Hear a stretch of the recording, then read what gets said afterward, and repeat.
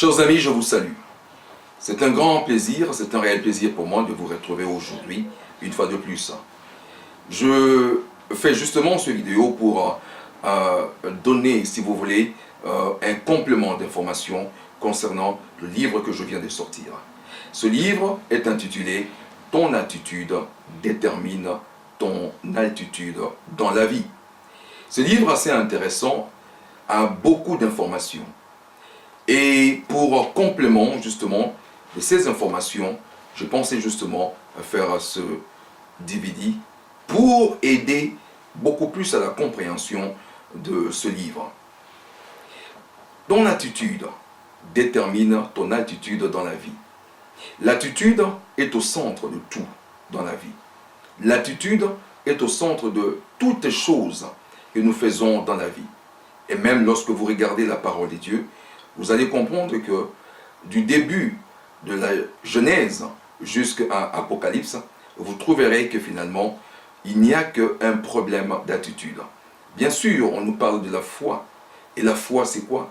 La Bible nous dit clairement que la foi est une ferme assurance. Une ferme assurance des choses qu'on espère. Une démonstration de celles qu'on ne voit pas. La démonstration implique justement l'attitude.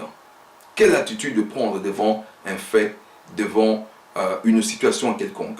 Que vous soyez mère au foyer, père au foyer, mari, femme, ou encore directeur, directrice d'une entreprise, que vous soyez pasteur ou pas, que vous soyez chrétien ou pas, ou dans n'importe quelle confession religieuse, le problème d'attitude reste au centre de toutes les choses. Voilà pourquoi j'ai écrit ce livre, et voilà pourquoi j'ai voulu que ce DVD soit un complément justement pour montrer l'importance de ce livre, ou plutôt de ce sujet assez intéressant. Comme vous le savez très bien, selon les statistiques, j'ai compris quelque chose d'assez extrêmement important. Selon les statistiques, on nous dit que, selon les statistiques, la mauvaise attitude serait responsable de 75% d'échecs personnels et 60% d'échecs collectifs. Vous comprendrez donc que pour toutes choses que nous faisons, cela implique toujours une bonne attitude. On nous dit également que 50% d'échecs dans les ministères pastoraux, 50% d'échecs dans les ministères pastoraux est dû justement à une mauvaise attitude. 30% d'églises ferment leurs portes à cause justement d'un problème d'attitude, soit des pasteurs, soit des membres. Et vous savez également que toujours selon les statistiques, la mauvaise attitude, 80% des chrétiens quittent les églises, quittent leurs églises ou changent l'église à cause de l'attitude, soit justement du pasteur ou encore d'autres membres encore dans l'église. On nous fait comprendre également que sur les 100% des licenciements dans les entreprises, 70% sont dus aux mauvaises attitudes. Cela nous fait comprendre que l'attitude est au centre de tout. Même dans les foyers, le divorce et tout le reste, les familles brisées, c'est dû également à un problème d'attitude. Très important pour nous de comprendre cela. Voilà pourquoi, une fois de plus, nous avons voulu faire ce DVD pour être un complément à ce livre qui est vraiment un livre important.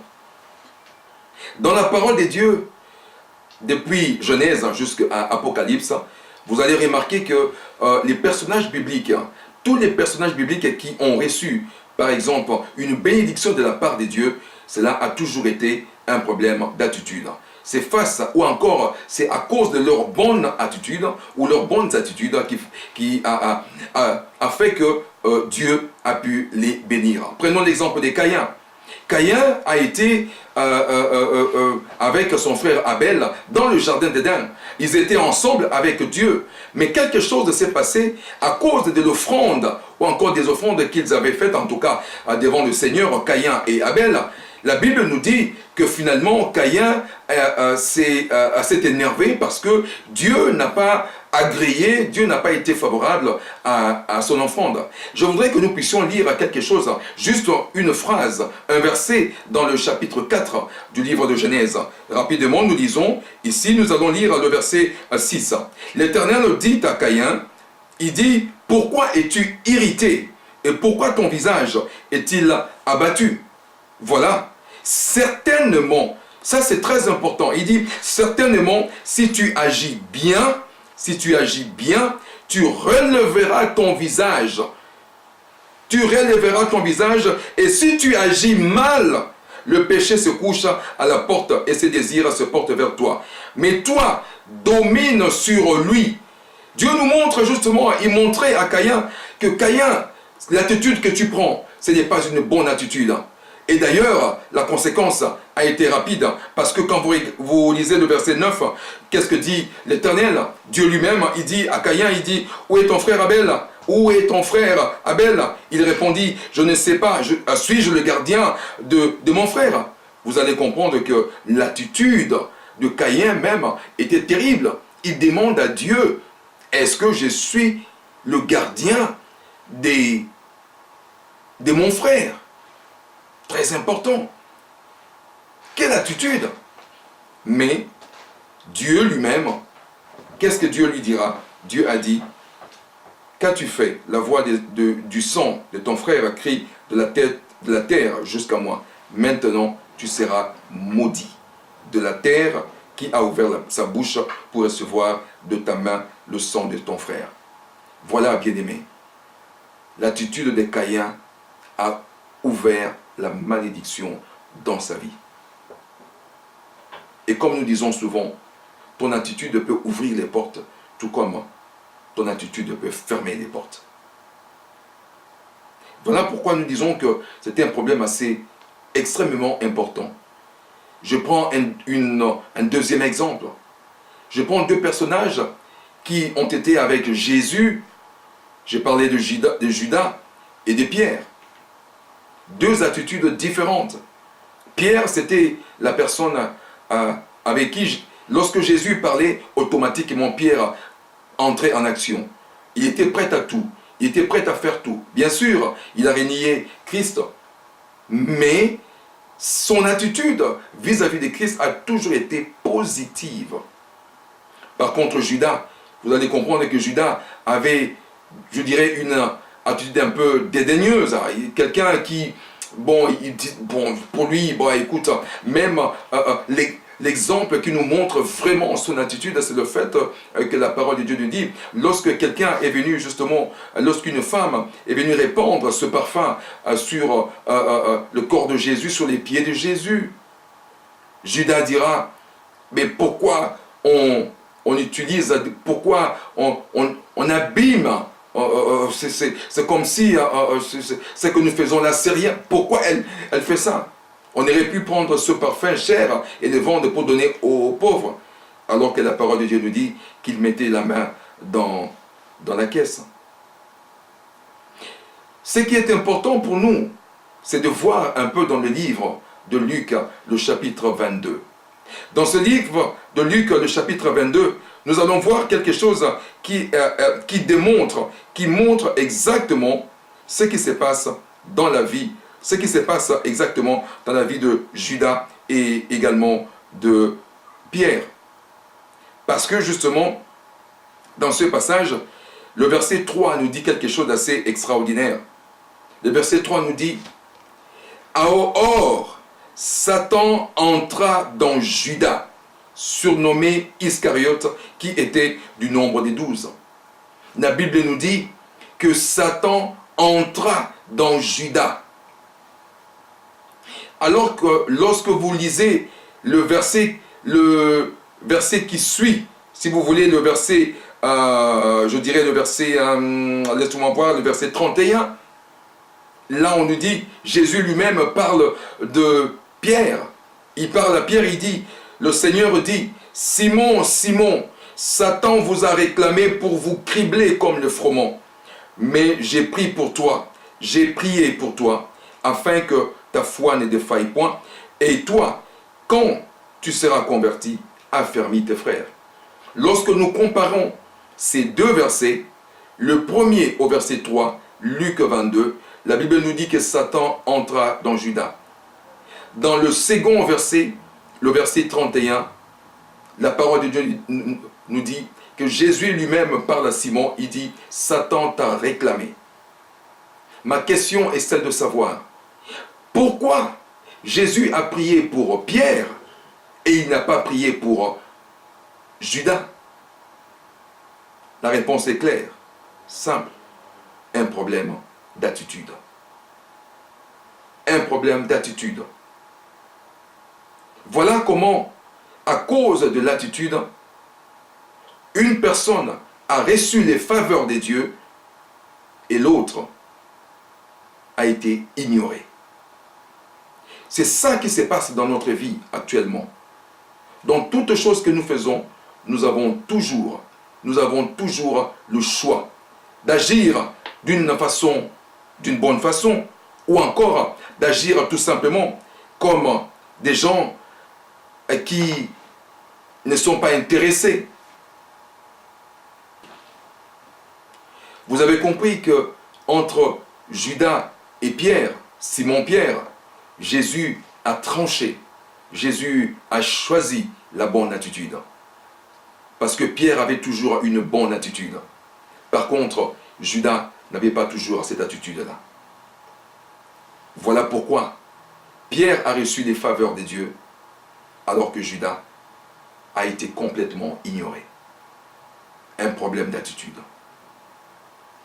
Lorsque nous avons une bonne attitude, nous pouvons ouvrir les portes de la bénédiction. Partout, les portes de la faveur, les portes de la compassion. Nous pouvons ouvrir beaucoup de portes dans nos vies. Mais lorsque nous continuons notre mauvaise attitude, nous fermons les portes et nous ne pouvons même pas accéder à la bénédiction de Dieu. Beaucoup de gens pensent que l'excellence, c'est parce que c'est dû à l'aptitude, à ce que nous faisons, alors que cela n'est pas le cas. L'excellence n'est pas une aptitude, mais plutôt une attitude, une question d'attitude. Ici, Pierre était en train de faire de sorte qu'il puisse plaire au Seigneur. Non seulement au Seigneur, mais il faisait chaque fois ce qui était juste, ce qui était juste, ce qui était bien. Dans nos vies, des fois, nous pouvons rencontrer des difficultés, des problèmes énormes, des problèmes qui peuvent venir de gauche à droite. Quelqu'un a dit, un auteur inconnu a écrit que n'importe où peut être un paradis. Cela dépend que de vous, de vous-même. Si vous continuez toujours à dire et à confesser des choses négatives, vous avez beaucoup de chances de devenir un véritable prophète, parce que cela va s'accomplir. Parce que, pourquoi? Parce que votre intérieur n'absorbe pas la négativité par accident. Oui, mais toujours par choix. Voilà pourquoi, bien-aimés, il est important de savoir ce que nous faisons. Je voudrais, avant de pouvoir continuer, vous laisser suivre un document extraordinaire. Je voudrais que vous laissiez suivre ce témoignage.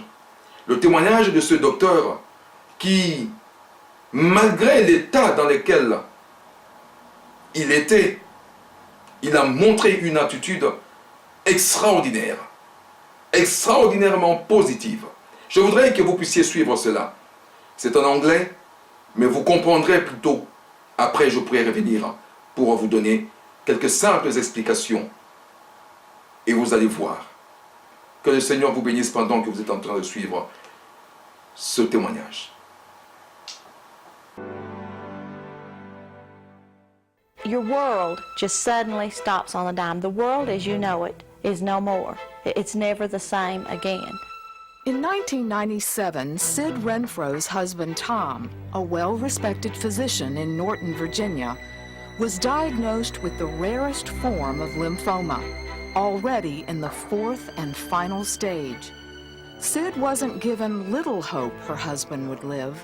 She was given no hope. We had gone there with hopes that they could do something. But he told us there was no radiation, there was no chemotherapy, that they would not try anything. He said, we will not touch you, just go home. Things quickly went from bad to worse.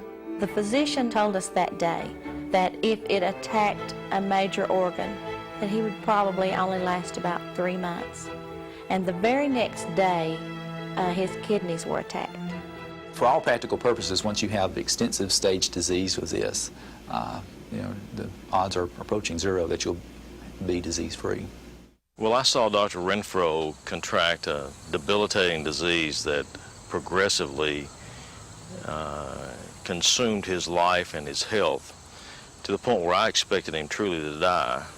What you're about to see is home video of Tom speaking weekly to his church in Norton, Virginia.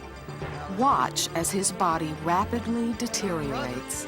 His condition worsened day by day. Mentally, I was fighting because I was so physically exhausted. He began to spit up blood. When this started happening, it was just like the clock was ticking, and his physicians did not think that he would live. He's been attacking my body now for almost a year. For over a year, he's been attacking my body. Today is the day that you need to take time to thank God for the very blessings of your life. Yes. When you get like me, there's not going to be time. But perhaps the most heart-wrenching part of his ordeal were the grotesque tumors that grew all over his body. You could just almost watch the tumors grow. They just went from marble size to golf ball size to finally like apple size on his neck. He was just totally at everyone's mercy. He could do nothing for himself, nothing. Doctors gave Tom zero chance of living the next few weeks. Sid held fast to the one source that gave her strength and pulled her through each day, her faith in Jesus Christ.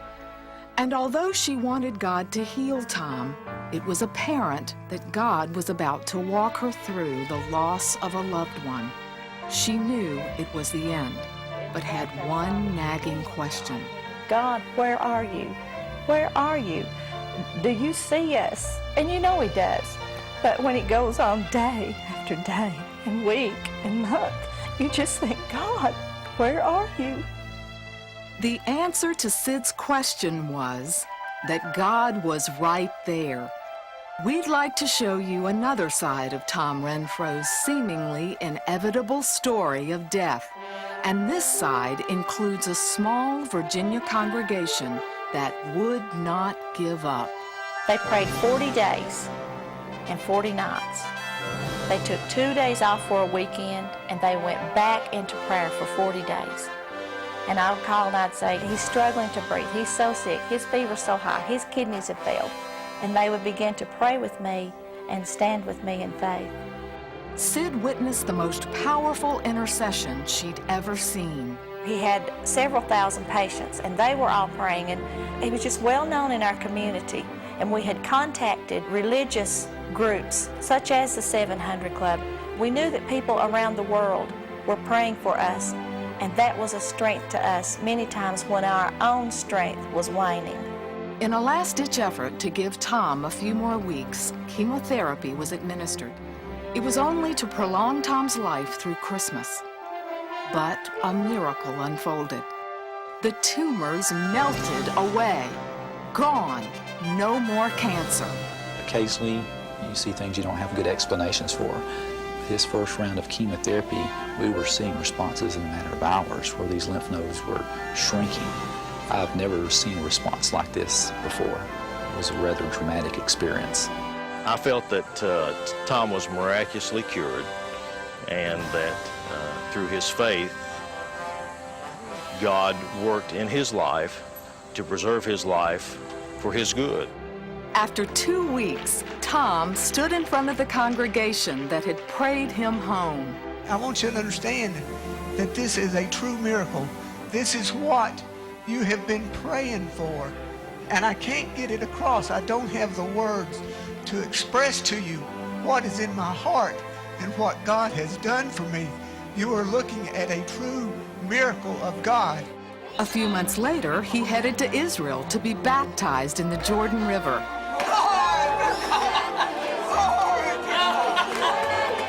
We'd like you to see Dr. Tom Renfro today. The day God healed me, the reaction of the people around me, of my wife, my family, my friends, was exuberant joy. They were so excited, from the physicians down to the people coming in sweeping the floors. They all rejoiced with the miracle that God had done. No one knows that better than the people who stormed the very throne of God on Tom's behalf. We had people who would say, well, God woke me up at 2 o'clock in the morning this morning and told me to pray for Dr. Renfro. And I prayed for about an hour and went back to sleep. Somebody else say, well, I know why you went to sleep. It's because he woke me up at 3 o'clock and he told me to pray for Tom Renfro. It just totally changed my life. I'm a different person. I'm a different Christian. I'm just totally different. My whole life is different. We just thank the Lord today that he has done this miraculous thing in our midst because we believe and we're his people and we love him.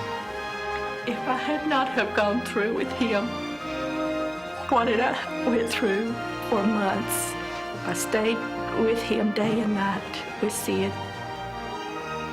Then when my own children were diagnosed with cancer, both my daughters, I had the reassurance to know that they were going to come through, that God would heal them because I saw what he did for Tom. One of the only things that make it to heaven before you do is your words. To ring in the very ears of God within the throne room of heaven, and God hears our prayers. And the power of prayer is just what activates God. It's what he's waiting for us to hear, to cry out to him, to cry out not only for our needs, but to cry out in worship, to cry out in thanksgiving, to tell God that he's God and that we trust and love him. Vous venez de suivre justement ce témoignage extraordinaire. Ce docteur qui était malade, malade et qui souffrait de cancer. Et ce cancer a rongé partout dans son cœur, dans son corps. Vous avez vu vous-même comment même il a eu tous son corps a été transformé complètement. Mais il a dit quelque chose. Son attitude était que quelles que soient les circonstances, je suis malade, j'irai à l'église. Je suis malade, j'irai devant mon Dieu. Et vous avez vu que même dans l'église, il est venu à l'église avec ses sondes. Mais il est venu à l'église. Il a dit, je viens à l'église. S'il faut que je meure, je préfère mourir à l'église. Il est venu avec cela. C'est ça l'attitude que Dieu cherche. C'est ça que Dieu appelle la démonstration de la foi. La démonstration de la foi, c'est tout simplement une attitude positive. Et il a montré justement cette démonstration. Il a montré quelque chose d'assez extraordinaire.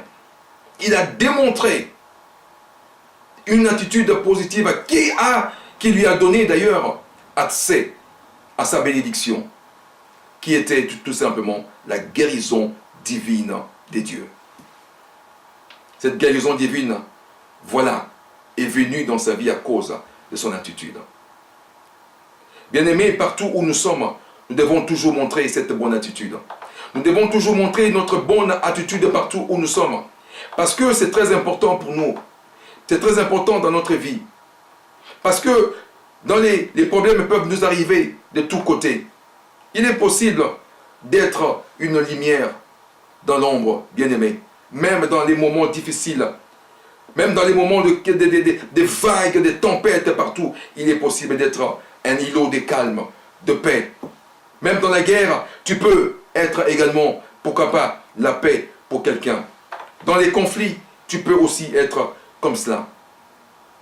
C'est juste pour montrer que l'attitude est au centre de tout. Voilà pourquoi j'ai voulu justement amener une fois de plus ce DVD comme un complément plutôt. Un complément de ce que, un complément concernant ce livre. Vous savez, bien-aimés, la maturité ne vient pas avec l'âge. mais c'est beaucoup plus l'attitude que nous adoptons après certaines expériences. Et c'est là où on parle de la maturité. Ton attitude peut fermer les portes. Ton attitude peut ouvrir les portes. Les portes de ton élévation. Les portes de tes bénédictions. Les portes, cela dépend de la manière dont les gens nous voient. Car avec ton attitude, les gens peuvent te recevoir à bras ouverts. Ou les gens peuvent tout simplement te tourner les dos. Voilà pourquoi, bien-aimé, une fois de plus, j'ai voulu, une fois de plus, marquer ce document comme complément à ce livre. J'espère que cela vous bénira abondamment. Que le Seigneur vous bénisse.